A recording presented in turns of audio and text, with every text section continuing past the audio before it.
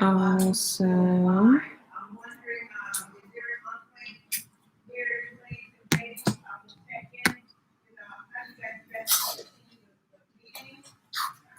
okay, so you guys are coming in. Hello.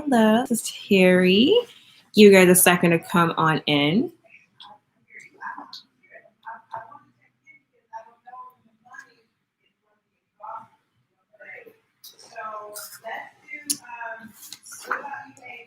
You guys can see me. My lighting in here, unfortunately, is not the best today. Okay. Hey, Joe. I see you coming through. Hello. All right. So without much further ado, hi, everyone. This is Tahiri Divine. You can find me on all my social sites as Tahiri Divine.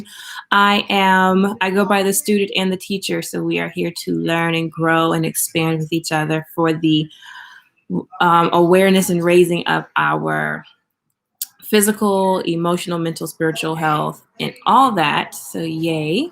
So let's get to it. We're doing the power of prayer today. So in today's talk discussion, I wanted to talk a little bit about grief. And I brought this up because I shared with you guys about some weeks ago, I lost a very close family member unexpectedly, and unpacking within myself, just concept of grief and realizing and creating space for ourselves as far as being on the spiritual journey, right? Because sometimes we can get so spiritual and contextualize and conceptualize our experience that we necessarily don't allow ourselves to just be in the experience and the realities of our experience, especially when a passing of somebody close can kind of bring that that earthbounding kind of experience. If I guess I should say, it's like just makes you realize how earthbounded we are, and appreciation for life.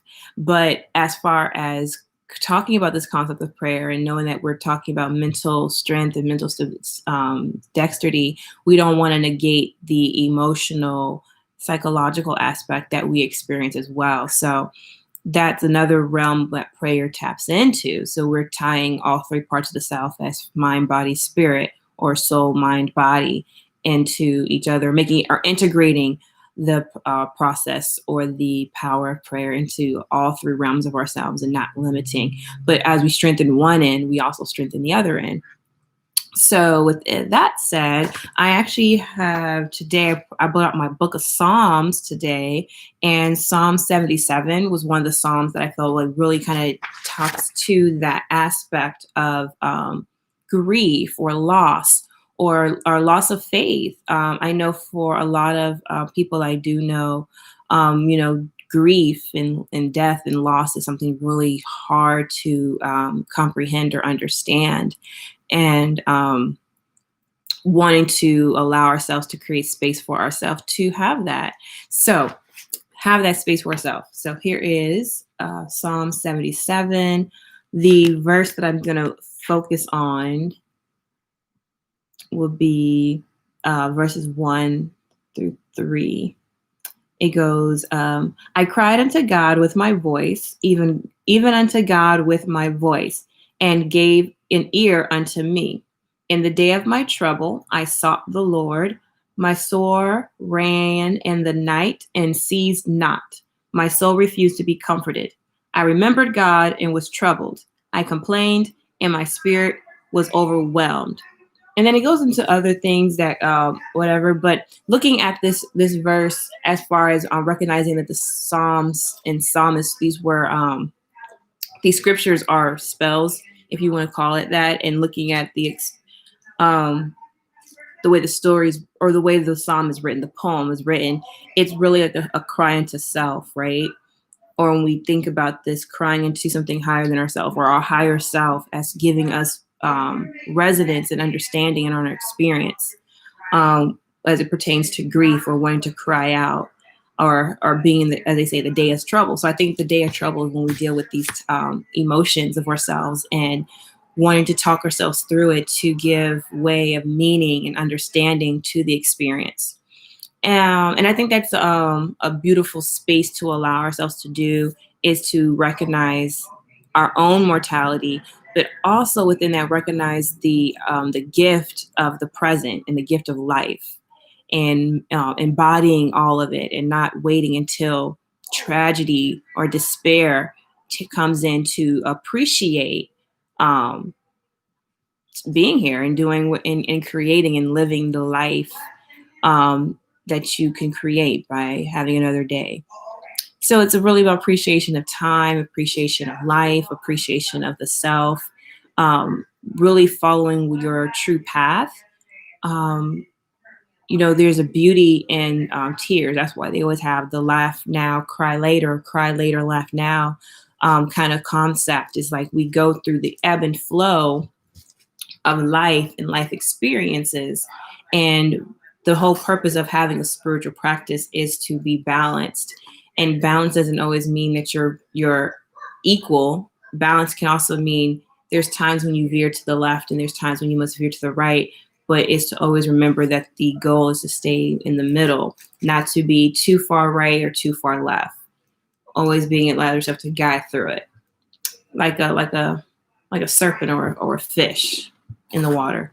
So that was a brief little one today.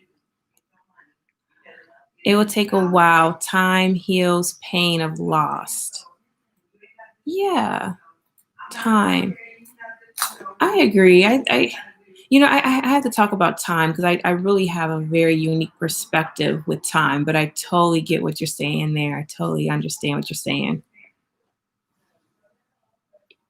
But yeah, time is necessary because um, I know some people and do this is they can suppress themselves from feeling the emotion, and over time it's eventually will explode. So taking the time to really just be present with it and allow it to flow um, definitely helps maneuver through that.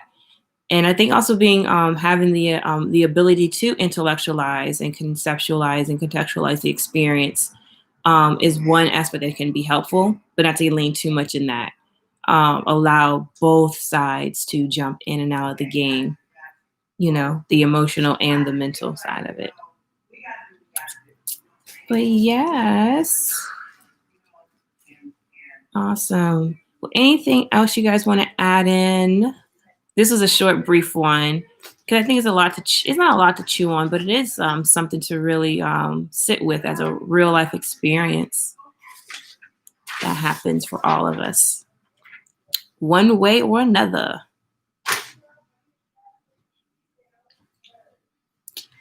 Well, awesome. Let's see. Just some updates, guys. Updates. We're narrowing down this series. So I have some other things in the woodwork. After this series, so it'll be what by after next week. I will be taking a little break. I think I'll still be doing live. I don't know if I'm going to work on another series. I've been doing a lot of recordings that I just haven't put out yet. That just need to do some editing work, and so I need to take some time to do that. Learning to pace myself is a lesson, a journey the lesson in my journey. Learning to be is just to pace myself. I don't have to do it all at once, and learning there's a time to give, and there's also a time to receive. There's a time to speak, and there's a time to sit quiet. And I'm happy that I am listening to my flow. Okay, flow says move, flow says stay still, or flow says go this way. So listening to go with the flow and not fight it so much. Because I'm good to talk myself or think myself out of something. That's a good thing. But yeah, so I look forward to putting out more content. I've been getting a lot of you guys' emails. Also because I've been working on something in particular. I can't, well, not I can't share. I won't share until it's fully done. So there's a lot of other projects that have been picked up. So I am looking forward to, um, putting some more collaborations together, and that's fun. But yay, I'm excited. So I'm rambling, so not to ramble. So yeah, so announcements coming in. I'll be taking a little mini break, but I'll have some edited content that I'll be uploading in the meantime, between time. But you guys can find me on all my social sites as Tahiri Divine, also known as Diana the Prince, the metaphysical midwife, where we are the student and the teacher. Until next time, you guys, thank you for tuning in with me on this quickie but goodie. I'll talk with you guys again later. Bye.